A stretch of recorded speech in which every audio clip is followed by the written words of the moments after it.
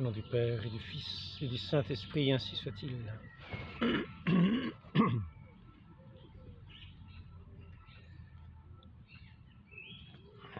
voudrais commencer cet entretien en rappelant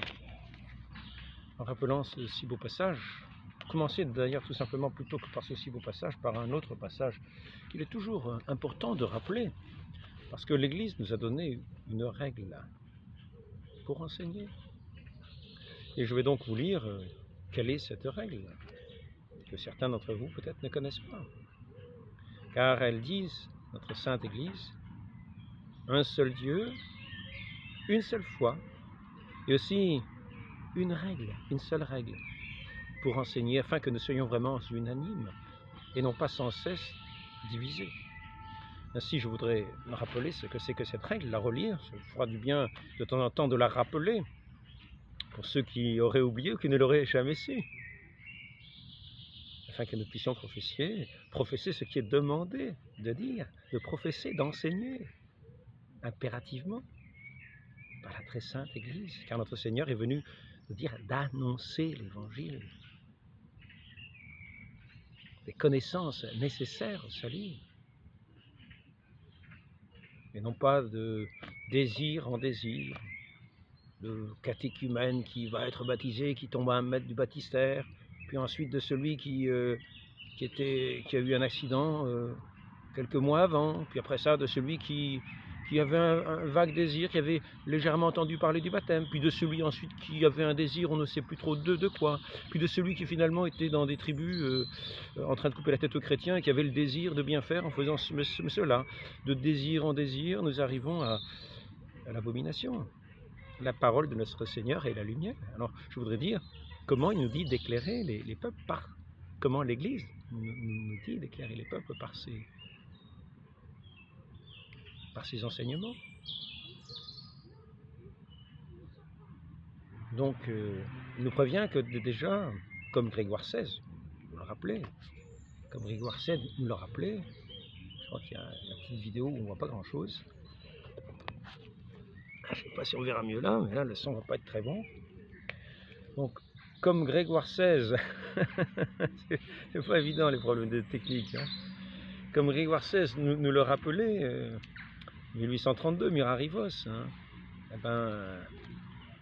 cette opinion funeste, en particulier celle de l'indifférentisme, cette opinion funeste répandue presque partout par la fourbe des méchants, qui sont donc dans l'Église, et qui sèment partout les hérésies, dans les catéchismes et partout ailleurs. Donc l'Église, du temps protestantisme, en pleine période de cette ère de protestantisme, avant même qu'il y ait cette diffusion à l'intérieur de l'Église catholique, mais déjà au début les protestants étaient eux-mêmes catholiques, ils diffusaient comme ça leurs hérésies, leurs opinions funestes, qui ont emporté les âmes, qui les ont séparés de l'Église, qui les ont fait perdre, qui les ont emportés loin de la foi, loin de ce que nous enseignait notre Seigneur, pour venir, eux, non pas un désir personnel, non identifié, DNO, un désir non identifié, non, DNI, désir non identifié, comme il y a des ovnis qui passent, eh bien alors là c'était on avait la connaissance et c'était nécessairement l'Esprit Saint qui nous éclairait, pour comprendre toutes les Écritures comme cela, sans comment dire, chacun son interprétation, chacun son inspiration du moment, et c'était toujours bien sûr le Saint-Esprit, c'est-à-dire qu'on ramène le Saint-Esprit à soi. Pour ma part, ici il est visible que selon la tradition apostolique, selon les pères, selon l'enseignement véritable sorti de la bouche du Christ avec le sens de ses paroles, l'Église nous a donc donné une règle à suivre qui a son cheminement. Depuis les origines de l'Église, depuis le fondement, puis les apôtres. Et elle nous donne une règle que nous ne suivons plus, que personne ne connaît. Quand quelqu'un parle de cette règle, on va le traiter d'hérétique, à tel point on a tellement habitué les esprits à toutes sortes de catéchismes, que quand quelqu'un sent la règle de l'Église pour enseigner, on croit que c'est un hérétique. Donc, je crois bien que la lumière n'est pas bien meilleure. Hein. Je ne sais pas ce qui se passe, mais quelque chose. Hein. C'est mon doigt, c'est ma main. Ah, c'est ma main. Voilà. Donc alors, je vais vous lire au sujet de cette fourbe de méchants qui répandaient partout leurs livres, déjà du temps de Luther, déjà du temps du protestantisme, du temps du concile de Trente, et après, quand on a fait ce catéchisme. Et c'est la raison pour laquelle il fait ce catéchisme. Donc, ceux qui ont entrepris d'infester l'âme des fidèles par ces opinions funestes, c'est-à-dire ces hérésies, parce que ce qui est de la vraie foi n'est jamais funeste, c'est toujours la vie, la parole de vie, la parole de lumière. Ceux qui ont entrepris d'infester l'âme des fidèles, ils y sont bien arrivés apparemment, parce qu'ils sont peut-être devenus souvent infidèles, quand ils ne peuvent plus supporter la parole vraie, la parole droite, que l'Église nous dit d'enseigner. Ça leur fait mal aux oreilles. Ils ont envie d'entendre des commérages d'un peu partout, de tous les livres. Bon, peut-être quelquefois un petit bref, pour en revenir là. Attention, attention, très prudent. Nous avons un livre qui est la règle. Alors, je vais en venir. Ceux qui ont entrepris d'infester l'âme des fidèles ont fait paraître un très grand nombre de petits traités sous couleur de vraie piété, qui paraissent des livres d'une grande piété, d'une grande vérité. Les pères ont cru qu'il importait extrêmement que par l'autorité du Saint Concile de Trente, on vit paraître un livre où les pasteurs et tous ceux qui sont chargés d'enseigner pourraient puiser des vérités de foi d'une certitude absolue et les transmettre aux fidèles pour leur explication, pour leur édification. Pardon, c'est vrai que j'ai choisi le coin très sombre. Donc, ainsi, comme il n'y a qu'un seul Seigneur, qu'une seule foi, il n'y aurait qu'une seule et même manière, une seule règle pour apprendre au peuple la foi chrétienne et tous les devoirs qu'elle impose, cette foi que nous avons enseignée, par lesquels, en croyant, ceux qui deviennent croyants, ce qui est enseigné, que notre Seigneur nous a enseigné, et que l'Église enseigne, en croyant, seront sauvés, s'ils sont baptisés, en étant baptisés, en croyant. Ceux qui croiront et seront baptisés seront sauvés. Ceux qui ne croiront pas, même s'ils sont baptisés, seront perdus. Voilà. Attention. Donc, je voulais faire ce petit rappel avant de commencer.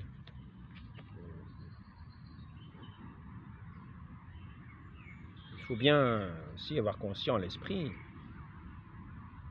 le centre, le cœur de cette connaissance que les pasteurs ont enseignée, je le rappelle en quelques mots. Or, ce qui semble primer tout le reste, c'est que les pasteurs, n'oublient jamais que toute la science du chrétien, ou plutôt, comme le dit notre Seigneur, que toute la vie éternelle, elle-même, consiste en ce seul point: vous connaître, vous, le seul vrai Dieu, véritable, et Jésus-Christ, que vous avez envoyé, et de graver dans les cœurs des fidèles qu'il n'existe point sous le ciel d'autre nom par lequel nous puissions être sauvés, puisque c'est lui qui est l'hostie propitiatoire pour nos péchés. Qu'il en soit ainsi, qu'il en soit ainsi. Insistons grandement sur l'enseignement de ce baptême, comme il est rappelé si souvent dans ce livre d'or. Les pasteurs rappelleront souvent, je vais vous lire par exemple le petit passage que je n'ai pas encore mis sur une carte, sur mon jeu de cartes, mais que je peux vous rappeler parce qu'il est écrit ailleurs. Donc, cette loi fondamentale, cette loi du baptême fondamentale, regarde pas seulement, je vous le lis un petit peu avant, pour vous rappeler ces passages importants. Il est dit d'annoncer, qu'il est dit d'enseigner selon cette règle de l'enseignement de l'Église, non pas de faire le contraire. Donc ceux qui ne seraient pas régénérés, qui ne seraient pas régénérés par ce sacrement, ne viendraient au monde que pour leur malheur et leur perte éternelle. C'est pourquoi les pasteurs ne sauraient trop expliquer les paroles de l'Évangile si quelqu'un ne renaît de l'eau et de l'esprit. Et il y en a même à d'autres endroits. Il est dit qu'il est important de parler de cette eau que l'on peut trouver partout si facilement. Cette eau sainte du baptême qui est de nécessité, c'est parce qu'on pouvait la trouver si facilement partout qu'elle a été choisie pour être la matière de ce sacrement, le canal des grâces de Dieu, de cette grâce première qu'il nous a faite. Nous qui avons entendu sa parole, il nous a donné, il nous a été donné d'entendre cette parole, d'y croire, d'être régénérés. Malheureusement, beaucoup se sont détournés d'une façon que nous ne connaissons pas. Leur désir était autre. Ils avaient au cœur cette séduction de Satan, dans cette infidélité, dans cette ténèbre de l'infidélité. Et ils n'ont pas été attentifs à toutes les inspirations que Dieu a pu leur donner, que la Providence leur a montré en signe. Ils ont négligé des tas de petites inspirations que la Providence même leur donnait par des signes, et que quelqu'un qui aurait eu un désir sincère de cette bonne volonté aurait été à interpréter ce signe pour le suivre, pour y faire attention, et être comme presque choqué dans son intelligence, se dire qu'est-ce que c'est que ça, quelle est cette chose étrange, et s'y serait intéressé. Nous ne savons pas des quantités de manières, des quantités de moyens. Je ne parle pas les chants des anges à Noël, je ne parle pas des anges apparus à Jeanne d'Arc, je ne parle pas de tous les miracles de l'Évangile, de toutes les choses merveilleuses qu'il a été donné aux gens pour croire dans la continuation de l'Évangile, quand le Christ nous dit « Vous ferez des signes encore plus merveilleux que ceux que je n'ai faits ». Et maintenant, je voudrais parler justement à nouveau de cette toute-puissance de Dieu, de cette toute-puissance de Dieu, car il ne faut pas déchoir justement dans notre foi en cette toute-puissance de Dieu, en sa bonté, en sa justice. Mais certains vont nous présenter tous les malheurs du monde, tout ce qui apparaît comme étant les malheurs et les catastrophes du monde, en disant, voyez, ben oui, mais nous ne connaissons pas, comme on dit, les voies de Dieu sont impénétrables. Et le prix véritable de toute chose est dans le cœur de Dieu. Et nous n'en savons rien. Nous en savons quelque chose autant que nous avons cet amour de Dieu. Et nous savons qu'à ce moment-là, tout n'est rien devant cet amour immense, qui est cette perle très précieuse pour laquelle on doit tout vendre. Tout vendre. Ce n'est pas rien. C'est pas un petit désir comme ça, oui, j'ai envie d'un casse-croûte, oui, tiens, j'ai envie d'être baptisé, non, ben, tiens, je vais faire comme les autres, ben, tiens, non. Non, ça c'est le monde. C'est le monde. Et ainsi, je voudrais dire, nous ne devons pas déchoir de notre foi en cette toute-puissance de Dieu, en sa bonté infinie, en son amour, en sa justice, qui est liée à son amour, à sa vérité, sa parole de vérité. Et ainsi, je voudrais dire, il nous faut faire très attention dans ce domaine-là, car si nous sommes, par exemple, de l'Église, si nous sommes de l'Église, et que nous tombons, que nous sommes déchus de cette foi, que finalement, à force de répéter Dieu n'arrive pas à ses fins, finalement nos prières ne sont jamais entendues, finalement quelle foi avons-nous en lui? Nous avons déchu de la foi, nous avons véritablement déchu de la foi. Nous croyons être chrétiens et nous nous rendons compte que nous ne croyons plus qu'à une chose, c'est au canon de l'Église. Mais nous ne croyons plus en Dieu, nous ne croyons plus en ce Dieu qui est tout puissant, en ce Dieu d'amour, en ce Dieu qui est la vie, en ce Dieu qui agit en toutes choses et partout, qui soutient tout de sa main, de sa puissance, de sa parole. Nous ne croyons plus en Dieu. Non, nous avons des préoccupations, nous craignons les accidents, nous craignons ceci, Mais nous ne croyons plus en Dieu. Ce qui fait que, qu'est-ce que nous faisons? Nous sommes déchus de la foi. Notre foi est morte. Nous sommes morts spirituellement. Nous sommes morts spirituellement. Moi, je vais proposer ça parce que je crois bien qu'on y voit aussi mal quand je le tiens que quand je ne le tiens pas. Et donc, nous sommes morts spirituellement. Que nous reste-t-il? Les canons de l'Église. Ah, la belle affaire. Que sommes-nous devenus? Des pharisiens. Des pharisiens, c'est le risque que nous risquons d'avoir. Ne déchoyons pas de la foi. Ces dogmes que nous professons, qui sont une louange à Dieu. Je crois en Dieu, le Père Tout-Puissant, Créateur du ciel et de la terre, en Jésus-Christ, son Fils unique, notre Seigneur, notre Seigneur. Pourquoi m'appelez-vous Seigneur, Seigneur, et n'écoutez-vous pas ce que je dis? Parce que vous ne croyez plus, parce que vous avez déchu de votre foi, vous ne croyez plus en Dieu. Que vous reste-t-il? Vous croyez aux canons, et vous les interprétez mal, parce que les lisant, vous n'avez plus le respect de Dieu. Vous franchissez des limites qui ne sont pas franchissables. Et après ça, vous vous enfermez dans ces canons, comme dans des tombeaux, et tout beau à l'extérieur, et mort à l'intérieur, plein d'ossements de mort à l'intérieur. Votre âme est morte. Nous risquons d'avoir notre âme morte. Et nous sommes comme des sépulcres blanchis. Voilà, c'est ce que nous dit notre Seigneur, sépulcres blanchis. Et il parlait des scribes et des pharisiens. Des scribes et des pharisiens, qui n'entendaient pas la parole de Dieu qui était devant lui, devant eux. Cette parole qui était le Christ vivant, qu'on a essayé de mettre dans un sépulcre, qu'on a mis dans un sépulcre, religieusement. Religieusement. Et on croyait le tenir dans son tombeau. Mais non, le Christ est ressuscité, il est sorti du tombeau dans sa toute-puissance. Il est passé à travers les murs. Alors attention de ne pas enfermer notre Dieu, quand nous ne croyons plus en lui, dans des canons.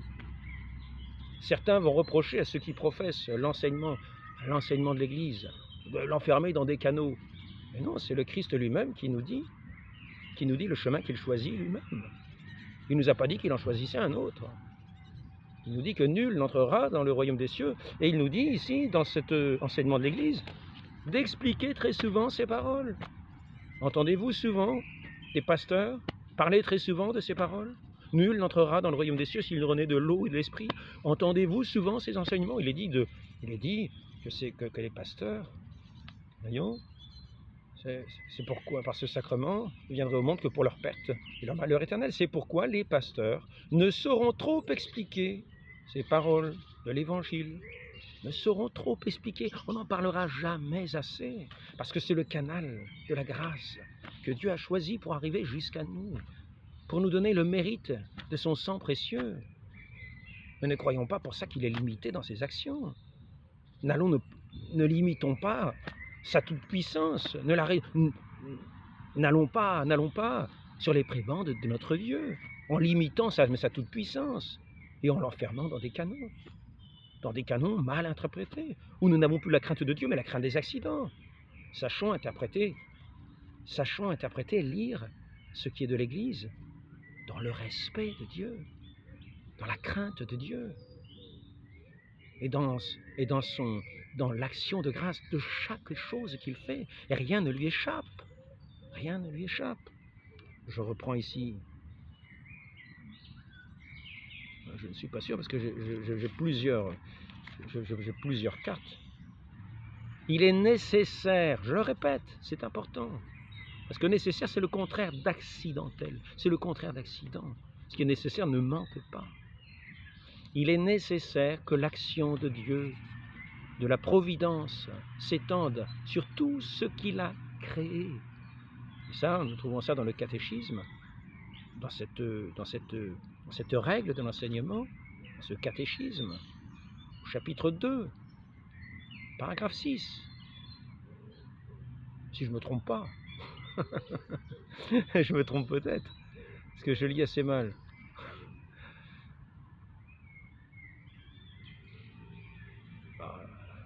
Je ne sais pas. Enfin bon, vous trouverez quand même. Je ne sais pas. J'ai marqué aussi 4, 6. Je ne sais pas pourquoi c'est marqué 2, 6. Enfin bon, c'est comme ça. C'est peut-être fait une erreur de repère, mais vous y trouverez quand même. Y aura-t-il dans la ville un mal qui ne vienne du Seigneur? Ce n'est pas qu'il fait le mal, c'est qu'il est juste. Nous savons qu'un père aimant ses enfants les châtie, et quelquefois Dieu punit. Mais tout est fait dans la justice. Tout est fait dans la pure justice. Car Dieu nous envoie tous les maux que nous souffrons pour nos péchés. Mais c'est un Dieu d'amour.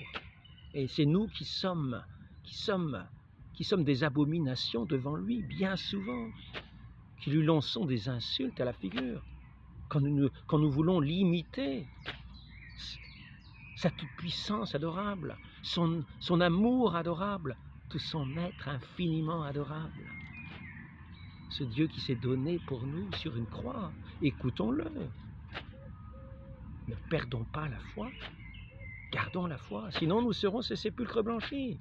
C'est ces gens qui se sont revêtus comme d'habits de sainteté, en se recouvrant de tous les canons, de toutes les règles de sainteté, tant qu'elles n'ont pas été, comme certaines prophéties peuvent me le dire, entachées par des gens qui viendraient sur le siège très saint, qui mettraient leurs mains abominables sur ce saint siège. Et là, ce serait le sépulcre blanchi au sommet, ces esprits de mort, avec ces canons qui ne seraient là que pour asservir, pour enfermer, pour rendre tout le monde mort dans une apostasie générale. Quand nous n'avons plus cet amour de Dieu, quand nous n'avons plus cette foi en ce Dieu, auquel nous n'avons pas à mettre de limite, nous avons à le craindre. Quand nous n'avons plus cette foi en lui, nous tombons dans cette religion des canons. Et nous nous en servons pour enfermer les gens, les faire apostasier, en leur disant, oui, le bon Dieu est impuissant, il est impotent. Non, il n'est pas omnipotent, il est impotent. Alors il suffit d'avoir le désir, parce que de toute façon, il ne faut pas l'écouter. Voilà, alors là, on voudrait forcer à entrer dans ces canons qui ne disent pas cela. Ces canons ne disent pas cela. Par exemple, je reprends le canon habituel. Ce n'est pas un canon, c'est la seule petite phrase qui est dite dans ce grand catéchisme et qui contredit le reste. Parce que si vous regardez, on dit pour les adultes. Mais dans cette hypothèse, c'est une hypothèse qui serait, si elle était en pratique, contradictoire avec ce qui est ici enseigné. Parce que ici, il est enseigné de cette loi si rigoureuse. Nous avons vu que si quelqu'un n'y était pas régénéré, eh ben, ce serait pour son malheur et sa perte éternelle. Et ici, il est dit, c'est cette loi si rigoureuse. Ne regarde pas seulement les adultes, c'est une loi pour les adultes. Bien qu'ils aient l'âge de raison, ils doivent être baptisés, c'est une loi pour les adultes. Donc nous n'allons pas nous imaginer que ce conditionnel va contredire un enseignement de l'Église. Et surtout quand on nous dit que tout vient de la main de Dieu, c'est-à-dire qu'en plus cette providence est nécessaire, elle est nécessaire, sinon le monde n'existerait plus. Il conduit toutes choses avec sa perfection que lui seul connaît. Et nous voulons être les disciples de ce Dieu qui s'est incarné, non pas son juge. En lui disant ta création est mauvaise, tu es limité, tu es impotent. Non, surtout évitons ça, nous aurions perdu la foi, nous ne professerions plus cette foi des baptisés, de ces gens qui sont renés de l'Esprit de Dieu, qui vivent de l'Esprit de Dieu parce qu'ils croient en lui, qui ne l'ont pas rejeté. Gardons l'espérance et ne jugeons pas l'œuvre de Dieu. Ne devenons pas ces sépulcres blanchis, n'ayons pas cette justice des pharisiens. Ayons cette justice de rendre à Dieu ce qui lui revient, c'est-à-dire toute gloire, tout honneur. Nous sommes un petit atome, moins qu'un atome.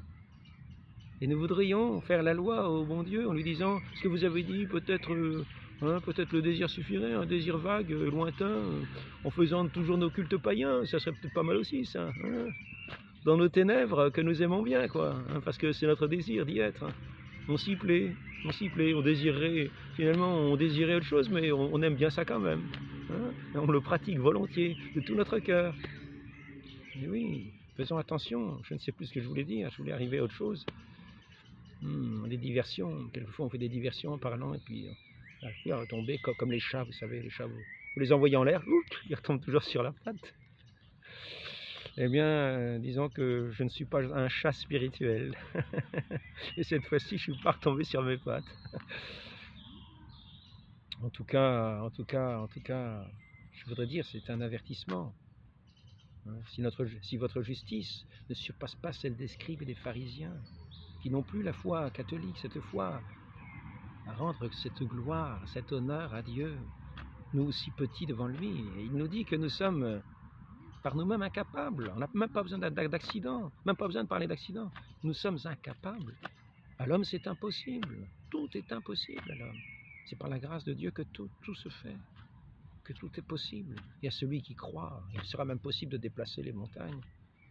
N'allons pas, ayons la foi en notre Dieu, ne perdons pas la foi, et n'entrons pas dans une foi canonique, restons dans la foi catholique, la foi du Dieu vivant et vrai.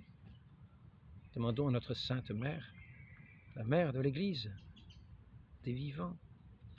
Oh, il est vrai qu'il y a dans cette Église les méchants qui se sont introduits, ceux qui ont eu l'eau du baptême mais qui n'ont pas la foi, et qui veulent enfermer tout le monde pour en faire des sépulcres blanchis en leur faisant apostasier la foi, en leur faisant dire non, c'est pas vrai, oh, vous savez, il n'y a qu'un seul baptême pour la rémission des péchés, mais enfin bon, il y a plusieurs formes, finalement s'il n'est pas là on peut en mettre un autre. Bien alors, Dieu est tout-puissant, d'accord, bon, ben, on le dit, mais enfin, on n'y croit pas trop. Bien alors, oui, le Verbe éternel, la parole de vérité impassable, oui, bon, d'accord, mais quand même, c'est un peu dur, quoi. Puis le baptême, nul ne peut être... Bon, d'accord, mais enfin, bon, et finalement, que reste-t-il? Faisons attention veillons dans la foi, veillons dans la prière, demandons la grâce pour annoncer cet évangile qui nous est demandé d'annoncer, selon cette règle de l'enseignement. Ne soyons pas tous contradictoires en allant chercher des livres qui ont été faits à la pelle, en veux-tu, en voilà, à une époque révolutionnaire où l'esprit révolutionnaire était un esprit anti-Dieu, anti-Christ, un esprit d'athéisme qui s'est diffusé un peu partout dans tous les esprits, l'esprit faussement humaniste qui, pour le bien du monde, amène la mort des âmes et des sociétés et du monde pour la servir à Satan, dans les obscurités de l'infidélité, où règne Satan, qui est le premier infidèle à Dieu, le premier à s'être détourné de Dieu, à dire non serviam. Soyons nous serviam, et faisons ce qui est dit, c'est-à-dire ne soyons pas comme ces loups ravissants qui se font tromper. Quand ils perdent la foi en la vérité, ils ont les séductions du mensonge, les séductions du séducteur. Voilà. Oui, le loup qui s'égare, celui qui tombe, il choit dans la foi, il tombe de cette pierre si solide qu'il y avait, et il va se casser la figure. Et l'autre, le loup, il est là pour l'attraper en route, hein, vous voyez. Donc,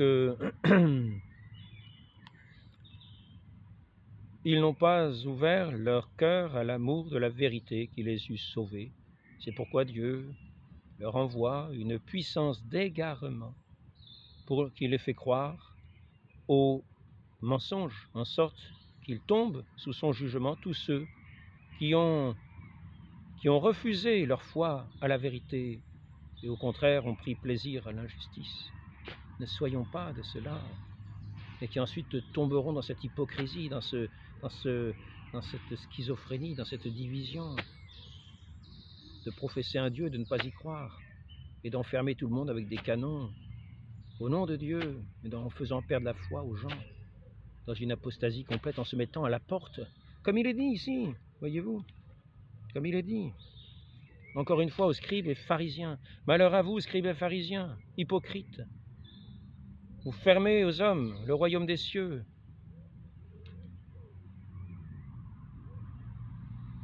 Et vous ne laissez pas entrer ceux qui le voudraient.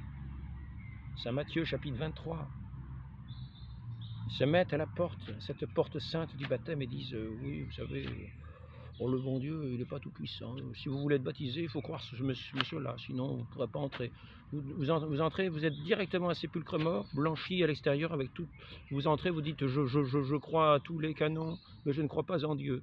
Donc je vais mal interpréter les canons, je les interpréter à ma façon, comme Luther interprétait les Écritures à sa façon. Et je ne dirai plus du tout la règle de l'enseignement de l'Église. La règle de l'enseignement de l'Église. M'est-elle passée? Mais j'arriverai au jugement final. Où irai-je? Je vous souhaite d'aller dans la voie des élus, de demeurer vigilant dans votre foi, de la veiller, de veiller à cette foi par-dessus tout. C'est elle qui nous éclaire, c'est notre Seigneur qui nous éclaire dans ses paroles saintes. Ne jugeons pas Dieu, c'est lui qui nous jugera. Demandons à la Vierge Marie de nous garder dans cette foi qu'elle avait elle-même. Cœur immaculé de Marie, refuge des pécheurs, priez pour nous. Notre-Dame du très saint rosaire, priez pour nous. Tous les saints et saintes de Dieu, priez pour nous. Vous qui avez cru en lui. Saints anges et archanges, guidez-nous sur tous nos chemins. Ainsi soit-il. Au nom du Père et du Fils et du Saint-Esprit, ainsi soit-il.